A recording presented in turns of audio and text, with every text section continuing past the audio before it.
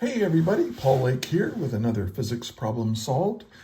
This is the channel where I solve the physics homework problems provided me by my tutoring clients. See the video description below for a way to contact me if you need a private physics tutor. My rates are reasonable and I'm really pretty good at this. And if you find this video helpful, please give it a like, share it, and subscribe to the channel if you're a student or a teacher of physics. So let's begin. Let's take a look. I have an energy problem, and I call it a solid and hollow sphere roll up a ramp, because that's what's happening. You should be familiar with these concepts. Conservation of mechanical energy, hopefully you've heard of that. We're going to be dealing with linear and rotational kinetic energy. Also rotational inertia, sometimes called moment of inertia of spheres. And these spheres are going to be rolling, so we'll be dealing with rolling motion. So hopefully you're somewhat familiar with these concepts, but I will explain them as we go. So let's read through the problem. It says, a solid uniform sphere and a thin-walled hollow sphere have the same mass and radius r. If they roll without slipping up a ramp that is inclined at an angle of beta above the horizontal, and if both have the same velocity, this is the velocity of the center of mass, before they start up the incline. In other words, they're going the same speed up the incline. Calculate the maximum height above their starting point reached by each object. Which object reaches the greater height, or do both of them reach the same height? It's kind of awkwardly written, but that's the problem that was sent me. So anyway, so let's see what's given. Now, what I suggest you do right now is pause the video and try to solve this problem yourself, and then compare your work with mine when you're finished, or if you get stuck or whatever. So anyway, let's get started. So we have an incline. So here's my incline. This is an angle of beta. And I've got a sphere. And I don't need to draw two spheres. I'm just going to draw one sphere. Here's my sphere. And it's moving up with a velocity. That's the velocity of the center of mass is going up the incline. And it's going to roll up until it gets to a certain height. And we'll call this height h.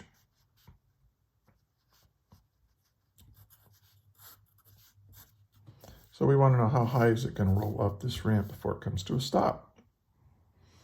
And it has a mass of m and a radius of r. But one of them is a solid sphere. That is, the mass is evenly distributed throughout its volume, and the other has a thin shell, or a thin-walled hollow sphere. But it's the same radius and the same mass, which means that whatever it's made out of on the outside has to be really dense, right, to have the same mass and the same radius. So anyway, we'll deal with that. Which object reaches the greater height, or do they both reach the same height, whatever. So we want to really find the height for the solid, and then the height for the shell. I'll call it the shell, the solid sphere and the shell, thin-shelled sphere. Okay, so let's solve it. Now, one thing that when you have an object that's rolling up the hill like this, we're going to assume that there's no friction that's dispersing energy into the environment as heat or sound or anything like that. So we're going to assume that the only force really doing work here is the force of gravity that we have, and that the mechanical energy of this system is conserved, which means that E initial and E final will be equal to each other. So if we say E initial equals E final. Now, what we're going to do next is I'm going to do this for the solid sphere. let's deal with the solid sphere. Let's figure out what this height is for a solid sphere. So how much energy does it have? Well, let's just assume that this height we're measuring, this height is going to it's starting at essentially zero height. We're going to say it has zero gravitational potential energy at the beginning, but it does have kinetic energy, right? So when I say E initial equals, so that's going to be K initial equals, and then when we get to the end here, it's not rolling, it's not spinning anymore, it's not moving at all anymore. It's come to a stop, which means it has no kinetic energy, but that means all of its energy at the end is gravitational potential energy. Okay, so now what we have is, where is the kinetic energy of this sphere? Well, because it's rolling, it's in two places. Yes, it has kinetic energy because it has mass and it's translating, but it also has kinetic energy because it's spinning. So I'm going to say that this is K linear, a linear kinetic energy plus K rotational. And then this is just going to be equal to mgh. Okay. Well, now for linear kinetic energy, we know what that is. It's 1/2 the mass, and we're using capital M for the mass, and times its velocity squared. So that's VCM squared. But it's also rotating, right? And this is where it's going to be a little different. And you know that the rotational kinetic energy, you should know this, is equal to 1/2 the rotational equivalent of mass, which is rotational inertia, times the rotational equivalent of velocity, angular velocity, squared, equals mgh. Okay, so now these 1/2 and, well, m, that's one of the variables given, so I'm good with that. And this is one of the variables given, so I'm good with that. But what about these two things? I don't want to leave my answer for h in terms of I or omega because those weren't given quantities. So I want to substitute for them. Well, for a solid sphere, the rotational inertia of a solid sphere, look it up. If you look it up, and you should have a table in your textbook or something, and it'll tell you 2/5 mr squared. Okay. And so we're going to put those in, 1/2, and then this is going to be 2/5 mr squared. And then we have this omega squared. Now, if you have rolling motion, which these are rolling without slipping up the incline, then there is a relationship between the velocity of the center of mass and the angular velocity here. And that is that the velocity of the center of mass is equal to the radius times the angular velocity. Okay. So this is something you really need to know, and the relationship between the linear kinematics and rotational kinematics, and for rolling motion, this relationship is true. So we're going to substitute in for omega squared. So that means that omega, right, that's equal to the velocity of the center of mass divided by the radius. So we're going to square that. So that's omega squared is the velocity of the center of mass squared divided by the radius squared, right? If we say, if this is omega right here, we're going to square it and substitute it in. And something very nice happens here. We have 1/2 the mass times the velocity of the center of mass. Oh, and you know what? Here's a little mistake. I'm going to fix it right now. This should be capital M, right? Because that's the mass of the object that's lifting up in that gravity field. Now this goes here, so this is going to be 1/5 m, and then notice that r squared cancels, and I'm left with the velocity of the center of mass squared.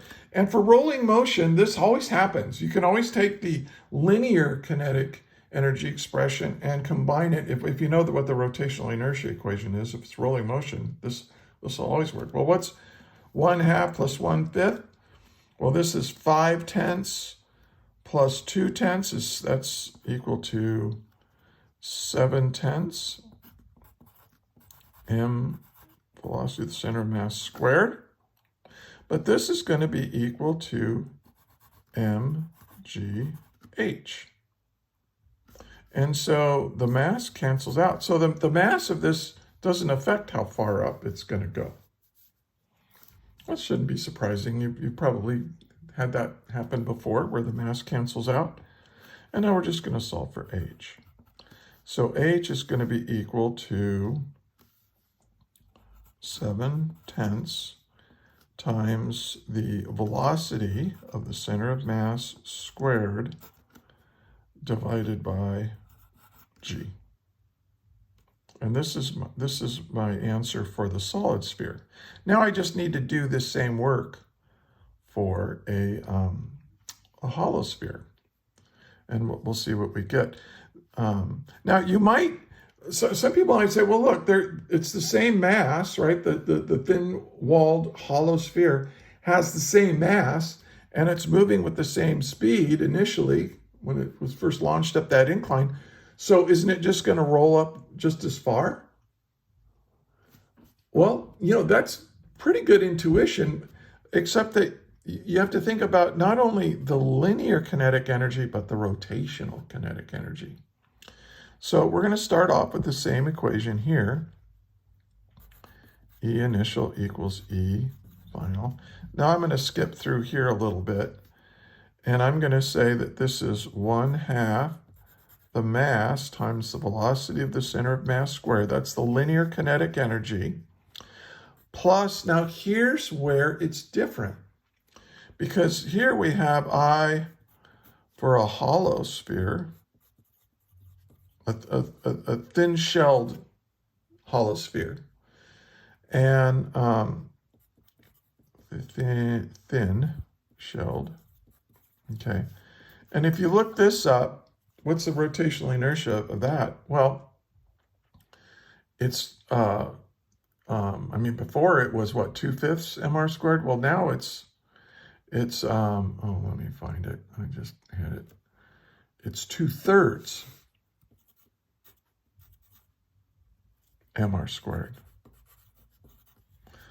2/3. Now this over here was 2/5. Well, 2/3 is bigger than 2/5. And this makes sense, because if you have a hollow sphere, like all of the mass is as far out, is out here. Now this is a circle.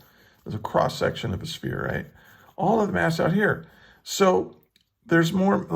Let's take a look at this solid sphere. Here's the solid sphere, right? So it's solid all the way through. And here's the center, and they're rotating about their center, right? Well, this has mass right here. Look, this is a little chunk of mass that's really close to that axis of rotation, which means it's not moving very fast, which means it really doesn't have very much kinetic energy. But in this thin shell, this little bit of mass isn't here, it's over here. It's plastered up against this wall. So now it's moving much faster. So you have a lot more mass on the outside of that sphere that's rotating with greater speed. It's not like a hoop, like a hula hoop, where all the mass, remember this is a sphere, so some of the mass is close to the axis of rotation, but as it's rolling, but a lot more of it is farther away, so a bigger fraction of mr squared contributes to the rotational inertia. I hope that's clear. So anyway, so there's 1/2 of I, which is 2/3 mr squared. times omega squared, which is just the velocity of the center of mass squared over the radius squared. And so you get a very similar, and this is going to be equal to mgh. And there I go with the little m's again. Okay. All right. And it doesn't really matter because it's going to cancel out anyway, right? And then we solve for g, where we're going to combine terms first. This is 1/2 the velocity of the center of mass squared plus 1/3. And then r squared cancels r squared, and I'm left with 1/3 times the velocity of the center of mass squared equals gh. Well, what's 1/2 plus 1/3? Well, this is 3/6 plus 2/6, that's 5/6, right? 5/6 times the velocity of the center of mass squared. And then let's solve for h by dividing by g. So I just took this expression and divided it. Combine these terms and then divide by g to find what the height is. So this is the height for the hollow,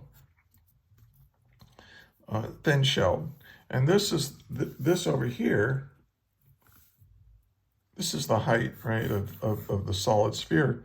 Well, 7/10, right, is less than 5/6. So the height of the solid sphere, which I called S, well, solid, is less than the height of the shell, that the shell's going to go up.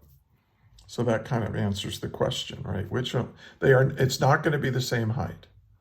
The thin-shelled one is going to reach a greater height.